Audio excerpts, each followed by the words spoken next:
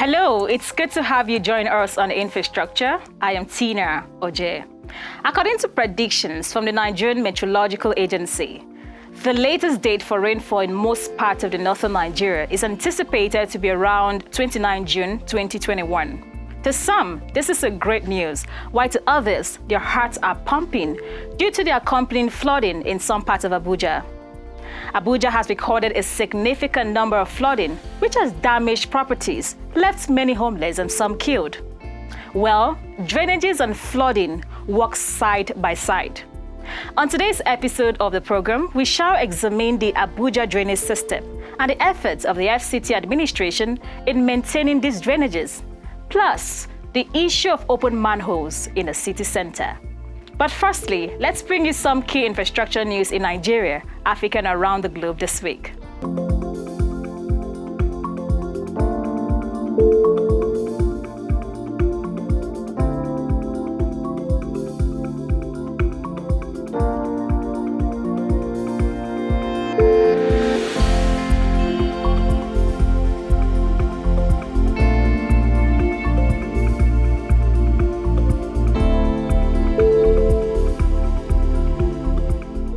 300,000 housing units under ESP possible, says Vice President Professor Yemi Osinbajo. Governor Ikpeazu promises to recover Eziogu Cemetery Road. Excitement as Governor Wike commissions Okoro-Nodu Rumogba flyover. On the foreign scene, banks have been urged to stay clear of East Africa oil pipeline financing project scheduled to start this month. Vice President Professor Yemi Osinbajo is stunned that some Nigerians do not believe it is possible to build 300,000 housing units across the country in a year, breaking it down to 400 homes per local government area.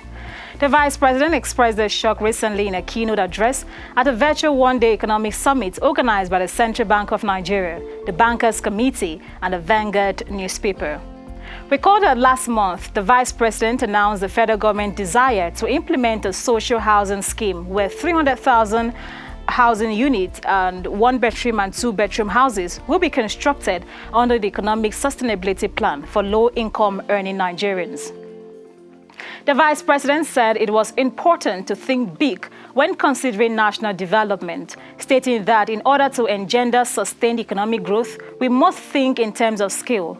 He also said it is quite concerned to hear that national interventions are classified as pilots, involving sometimes more than 1,000 people.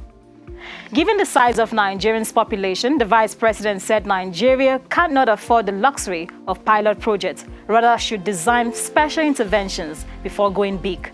Model houses under the social housing scheme have been built in Dede in the Federal Capital Territory, and after inspecting them last month, Osinbajo declared that they were of good qualities and design as well as affordable.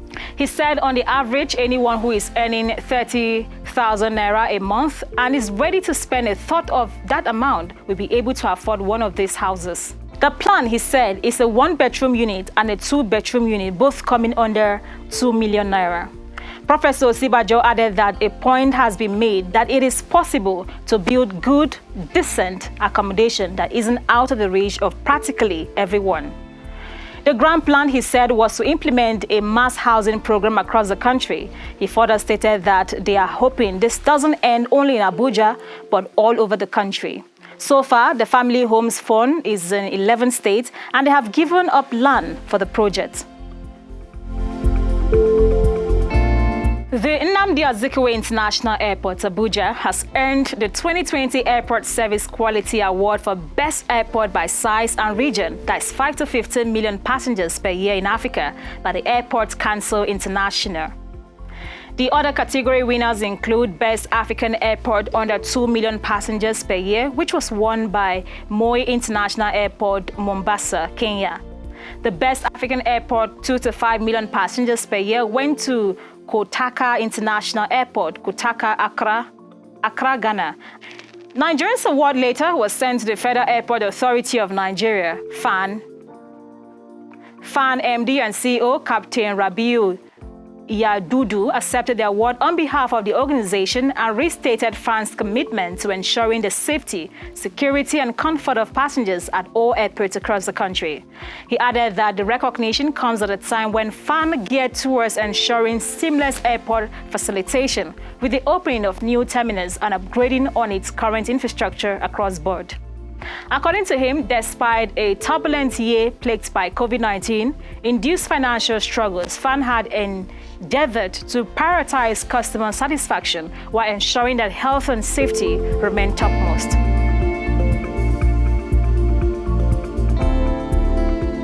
Governor Keze Ikpeazu of Abia State has assured the people of Aba that there is no going back on the total recovery of the Eziogo Cemetery Road, which has been abandoned for close to 3 decades. He gave the assurance when he paid a walking visit to the project at the Eziogo Road by Ehi Road end of the road. Governor Ikpeazu stated that his resolve is to rewrite the history of infrastructure in Aba. He noted that the target is to push the project to end at the cemetery market Aba because of the critical role played by the markets in the economy of Aba and Abia states. The governor told the contractor to continue to ensure that all laid down specifications and the design of the project are adhered to strictly. He then asked the contractor to expand the scope of the project to include the fixing of all adjoining junctions which are bored at Eziogo Road, including junctions like Market Road, Cameroon Road, Ehi Road, and others, ensuring that government will be willing to accommodate variations in the contract for the purpose of these additions.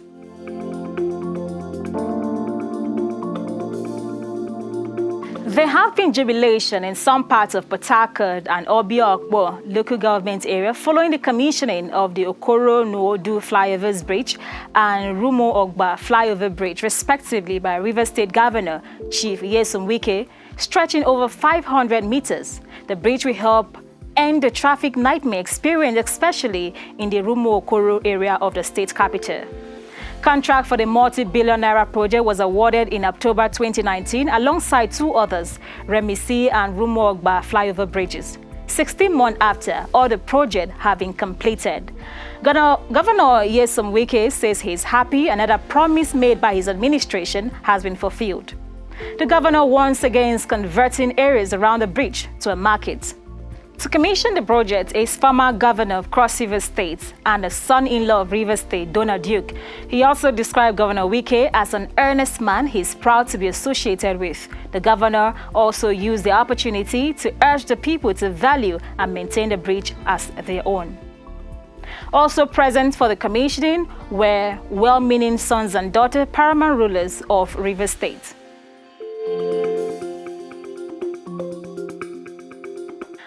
Governor Bala Mohammed of Bauchi State has directed that the contract for the construction of 2,500 houses across the state be re-procured. Governor Mohammed gave the directive following sudden surge in the prices of cement and other building materials in Nigeria. He stated this in Dungai village, one of the areas housing the project within Bauchi local government, while inspecting the progress of work. He observed that the prices of cement and other building materials had risen above what was obtainable last year when the contract was awarded. He said the project is a joint venture with family homes. It is delayed because of inflationary trend, which caught up with the project. The governor said their intention was to build 2,500 of the houses, but because of inflation in prices of cement, which was 2,000 naira, plus are now being sold above 3,000 or even 4,000 naira, necessitated in reducing the number of the houses. Away from Nigeria, more than 260 charities have urged banks not to finance a $3.5 billion oil pipeline in East Africa, concerned the project could lead to the loss of community land and livelihoods, environmental destruction, and surging carbon emissions. France Total and China National Offshore Oil Corporation are due to start work soon on a 1,445 kilometer, that's 900 miles pipeline from western Uganda through neighboring Tanzania to the Indian Ocean port of Tanga. About 2/3 of the pipeline cost will be financed by debt, and the Ugandan unit of South African Standard Bank Group, Japan Sumitomo Mitsui Banking Corp, and the Industrial and Commercial Bank of China are together considering raising the funding, the charity said. An open letter signed by 263 charities, including the African Institute for Energy Governance, the Alliance for Food Sovereignty in Africa, Greenpeace, and Friends of the Earth, urged the banks not to grant loans for the scheme. Diana Nabiruma from the African Institute for Energy Governance, one of the signatories, in a statement said, in light of the climate change crisis, many countries have made commitment to clean up their energy systems by promoting renewable energy. No responsible bank should finance the East African crude oil pipeline project, well knowing that economic, environmental, climate change, and social risks of the project are too immense. The letter also called on 23 other banks to rule out financing for the project. Uganda is eager to accelerate the plan to begin pumping crude, which President Yoweri Museveni hopes will help revive an economy hit hard by the coronavirus pandemic. And that's it on the Infrastructure News segment today. Thanks for staying with us. The program continues in a moment. Do want to stick around.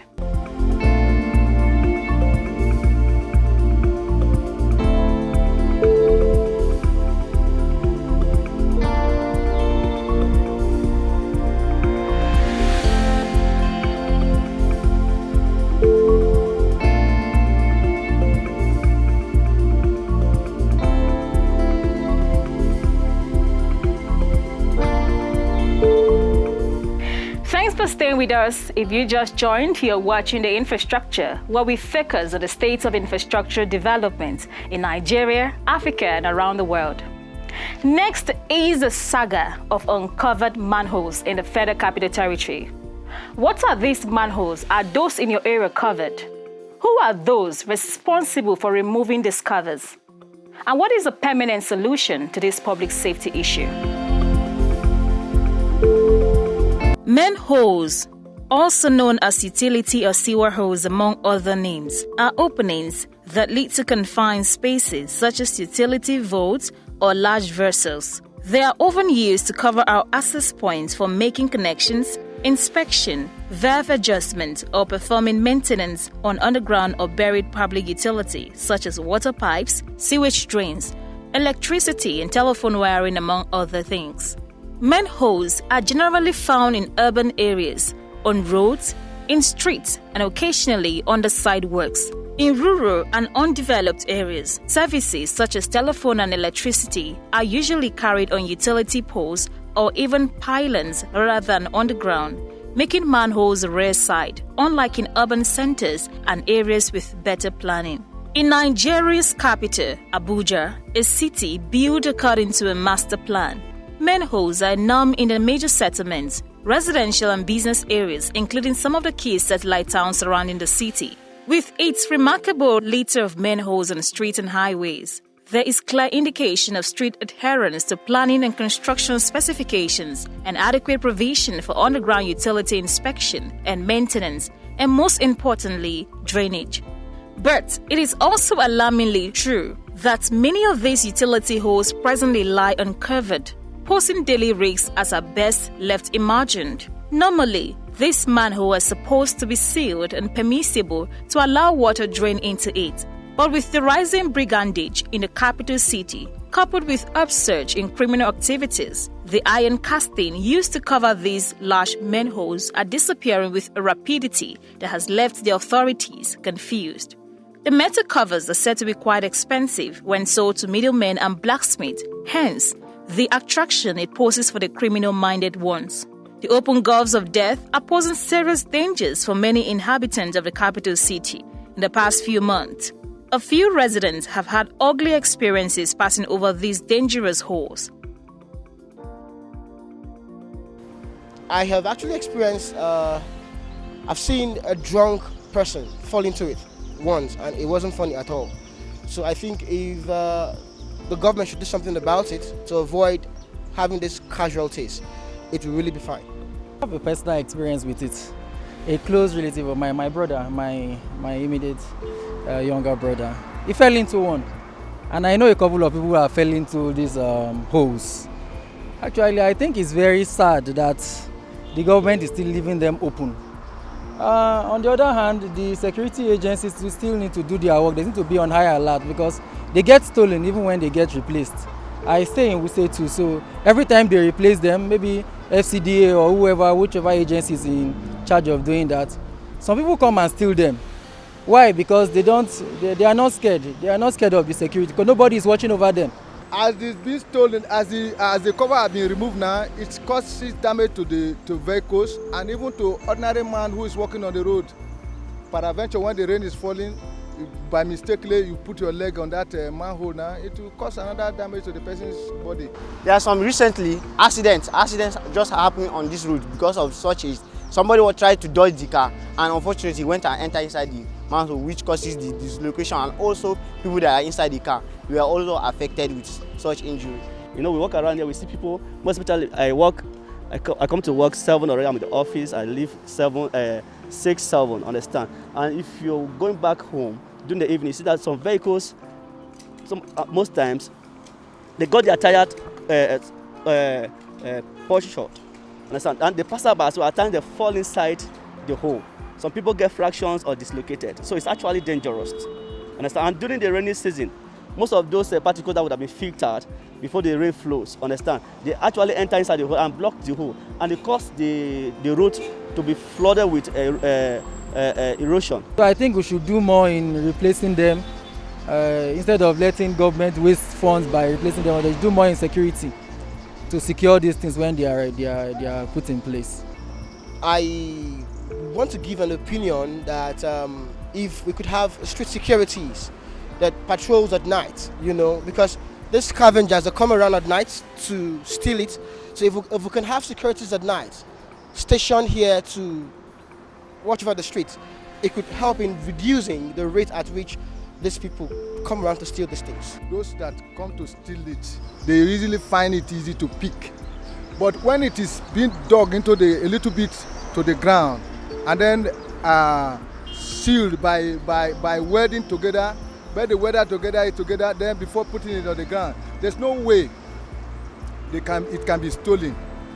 They have to provide a means where they can repair all those holes. It's very possible that maybe government may provide funds for other people to come and repair the road, but there are some people that as a result they give them the money, they will carry the money and use for their own benefit, while they will not care for the masses. Okay, so it's very important that governments have to put to other people that they trust them so that they can take care of those holes in giving them funds that they come and repair them. And holes that sometimes the people are stealing it. Why? Because people are hungry, there's no work, there's nothing to do. Government is supposed to do something concerning that, create job for the people that don't go to school so that they have something to do. Somebody that don't have anything doing, what do you expect the person to do? The person will look for something to steal. So what I actually want the government to do is there should be a monitoring team in all the streets in Abuja where we have the open manhole.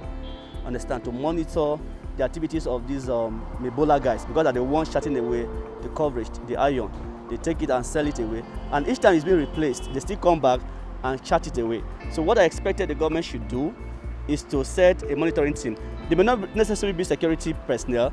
There could be an individual that the government may employ to actually monitor the activities of these Ebola guys, because they're actually the one shutting away the coverage, the iron coverage of the hole. It is often said that government property is no one's property.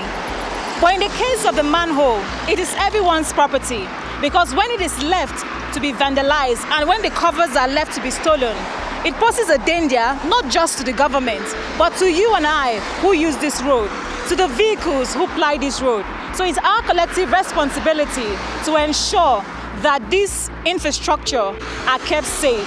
It is your duty to report vandals, to report thieves who steal these manholes and leave them open, which become detrimental to both the pedestrians and also to the vehicles. Take responsibility and make government property your property so that we all can become safe and walk on the street without fear of falling into an open manhole. Welcome back. We continue after this break. Just stay with us.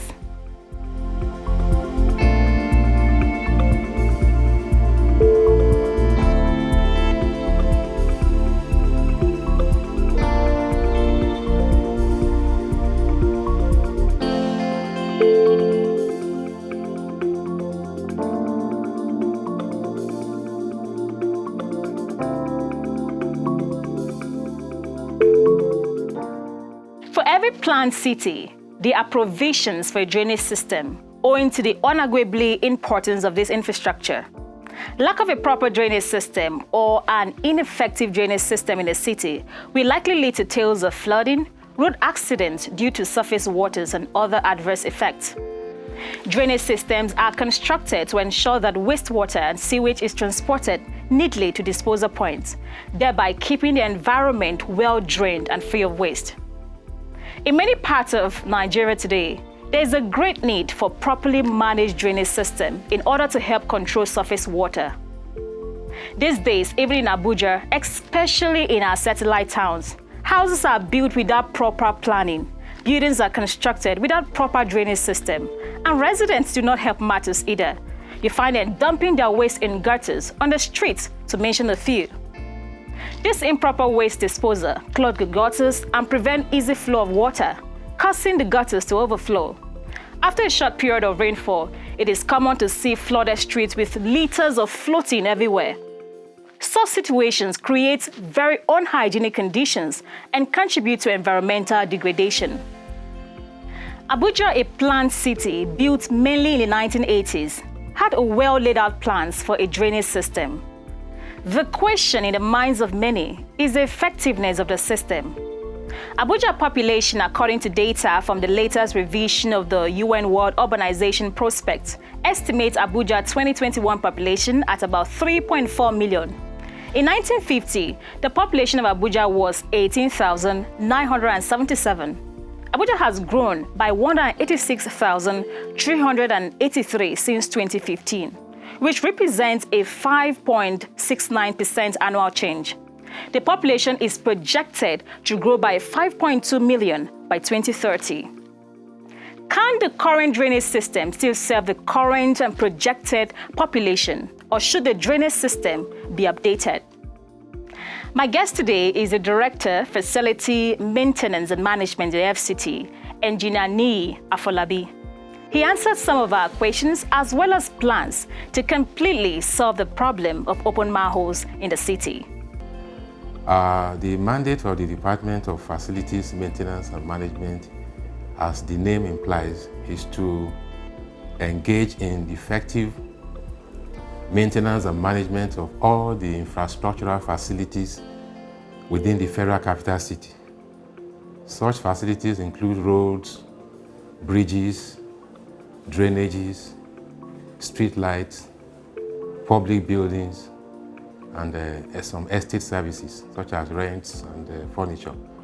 So we are engaged in the maintenance and management of all the engineering infrastructural facilities that have been provided within the Federal Capital City. Particularly for drainages, we have three major types of drainages on ground in the city. If you go to Gariki 1 and Wuse 1, these are the old districts, you see surface drainage structures, concrete surface drainage structures. You see the concrete drainages laid around, network all over the place, with concrete cover. We have them. You have the larger size and you have the smaller size in Gariki 1 and Wuse 1. This type of drainage is cheaper to construct but very expensive to maintain, because it's very easy for people to remove the cover and start dumping refuse. Sometimes the covers then drop inside the drain and then impede the flow of storm water, thereby causing flooding during rainy season. The second type of drainage we have in the city, you will find them in Maitama, in Asokoro, in Central area, Gariki 2 and Wuse 2 and some other areas. This consists of underground network of pipes. You don't see them physically. What you see is just the gully pot covered with metal, grated metals. These grated metals are removable, and this is what these vendors do. They remove these grated metals to go and sell because they are made up of cast iron. Like I said before, we are dealing with that situation. What we are doing now is to change the material of that cast iron to a material that is not attractive, such as cast iron, such as ductile iron. We are doing that, even though that is very expensive, but we are doing that. The ones we have done so far have not been stolen. It is the ones that are yet to be changed that are being stolen. So that's another type of drainage that we have. Then the last type we have is the concrete type of trapezoidal drain, very wide drainage you see at the interchanges where you have the flyovers. You see those very wide drainages that you can hardly cross. We don't cover them. These are also other type of drainage we have in the city. But by and large, the most important thing about functionality of drainages is to make sure that they are not blocked. And that is the real challenge we have because of human activities. People sell things around, drop things around, and when rain falls, it washes them into the inlets and block the inlets and thereby resulting flooding. The FCDA is in charge of provision of infrastructure. My own department is in charge of maintaining them, making sure that they are maintained. So it is whatever FCDA has provided in terms of new constructions. Then we go ahead, they hand over to us when they finish the construction, and then we maintain to make sure that they do not get spoiled. And then to cater for the population, the Department of Satellite Town Development is also developing the outskirts of the city, the regional areas of the FCT, Federal Capital Territory, such as Karishi, Abuja and other places, so that people can spread out. So that is the strategy the government is using to ensure that the city is not congested. But as far as we are concerned, the drainages on ground have to be maintained, and that's what we do. The drainages on ground are based on design, you understand? And like I said earlier, the most important thing about drainage is to make sure they are always clean. Once they are always clean, and that means that we need adequate budgeting, adequate resources in my department to ensure that we constantly clean the drains. Once we are able to do that, the population is not the issue. The most important thing is that once they drop things or once the drainage is blocked, we are able to respond quickly to clean them up. So it's a function of available resources for us to work with, not necessarily about the population. So the drainage in place is adequate. It's adequate for the population we have now. And but the issue at hand is the resources for us to keep them clean at all times, particularly during the rainy season. It's very unfortunate that the vandals are unrelenting because they see it as a business, in quote, for them to do and make money without any sweat. My department is actually working hard to ensure that we address the situation. We started a very active response in 2014. In 2014, we replaced a large number of them, and during that time, we brought in ductile iron materials. We provided hinges also, so that it will not be removed, and also even provided some hidden locks where you can lock it in place and cover it up that they won't see it. Like I said earlier, the ones we have done are not being stolen because they are difficult to steal and the materials are no longer the cast iron that they are looking for. But like I said, these covers are so many in the city, and the ones that are cast iron are still plenty in town, and so they keep stealing those ones. 2019, we responded again. Like I told you, see, our response is based on budgetary provision. Once the National Assembly is magnanimous enough to give us adequate funding, we go ahead to procure and execute the work. In 2019, we did some serious replacement also. And by 2020, that was last year, because of the pandemic situation and the lockdown, we couldn't do much. We couldn't do anything at all last year. But towards the end of last year, the National Assembly revised our budget and gave us some money to, in fact, they titled it Emergency Replacement of Manhole and the Gully Inlet Covers. So they wanted us to do it very quickly. They said it's emergency replacement. As I'm talking to you now, we are working on the paper, we are doing the paperwork to do the procurement, fast track the procurement, so that we can deploy the replacement immediately. I want to assure you that before the end of March, you will see us in action. The public to cooperate with government.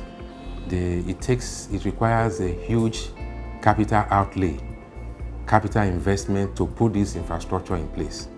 And we need to do everything to preserve them. We must be willing, we must own them, we must look at them as things that benefit us. We shouldn't look at them as facilities that we must destroy to our own advantage. You know, very, very important, so that vandalism should be eliminated within the FCC. We are appealing to those who are involved to please see reason and look for something good to do instead of stealing government properties at night. Secondly, I want to advise the public that drainage is not a place where you dump your garbage or refuse. You see vulcanizers packing tires inside the drain to keep them safe. Sometimes they put their machine, inside the drainage structure and cover it up. And when it rains, it becomes a problem. So we should preserve our drainage structures and know that if we block those drains, flood will come over to attack us. You have to understand that. If you impede the flow of water, water becomes, what do you call it? It comes back to attack you. That is one thing that we have to understand. And then finally, I want to appeal to the National Assembly to continue to support the FCT administration, give us generous appropriation so that we have enough money to do the work we have put in place to do. That was Engineer Niyi Afolabi, the Director, Facility Maintenance and Management in the FCT. The situation with drainages is worse in the satellite towns of the federal capital because majority of the areas do not have a well-constructed drainage system. We call on all the relevant authorities to look into the problem to avoid more damages and loss of lives in these areas.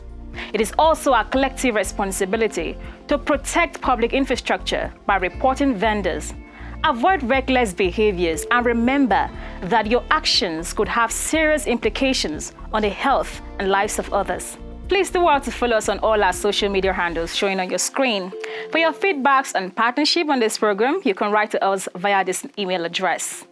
Remember to keep us updated with happenings. Send us pictures or videos of infrastructures that need government's attention in your neighborhood using the social media handles and the number on your screen.